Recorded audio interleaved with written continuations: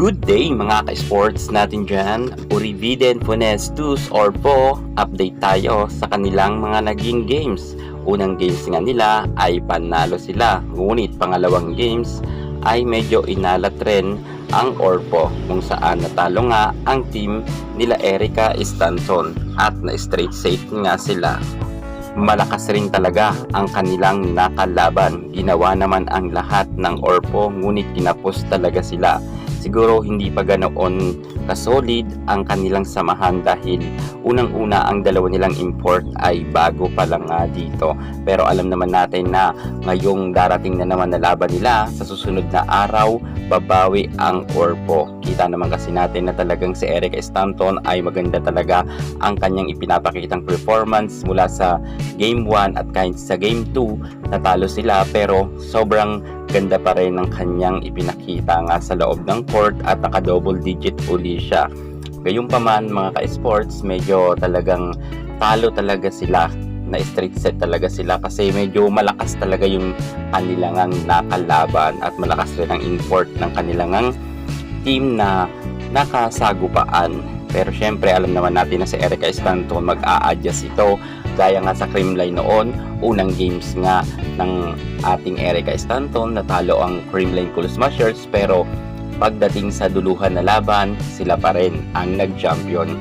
I hope na talagang magtutuloy-tuloy ang magandang performance ng ating Erica Stanton at magpapakita siyang gilas sa kanilang Game 3 na laban, dahil alam natin na itong si Erica ay meron talaga siyang ibubuga pagdating sa loob ng court. Kinakailangan lang talaga makapag-adjust itong si Erica at syempre kailangan rin tulungan siya ng kanyang mga kako-teammates kung gusto talaga nilang manalo, dahil nga malalakas rin ang kanilang mga susunod pang mga makakalaban. Sa ngayon ay puspusan na nga ang paghahanda ng Orpo dahil nga sa kanilang laban ay isa rin sa kinakailangan nilang malusutan para nga mapanatili nila ang kanilang standing sa mataas na posisyon, dahil alam natin na talagang nag-uunahan rin sila para makapasok sa top 4 para hindi nga sila malaglag at magkaroon nga sila ng podium finish.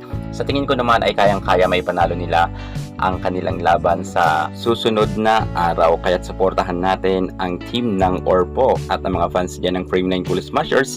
Iparamdam natin na nakasupport talaga tayo sa ating Erica Stanton. Saan man mapunta itong si Erica, alam ko mahal na mahal siya ng mga Creamline fans at palagi ngang nag-aabang ng update kung ano na ba ang kaganapan ngayon kay Erica Stanton. Well mga ka-sports, nagparamdam na nga rin ang pamunuan nga ng Creamline kung saan si Erica pa rin talaga ang magiging import ng Creamline Cool Smashers sa next na reinforced conference. Kaya't abangan natin si Erica at panatilihin natin ang suporta kay Erica at ang pagmamahal sa kanya.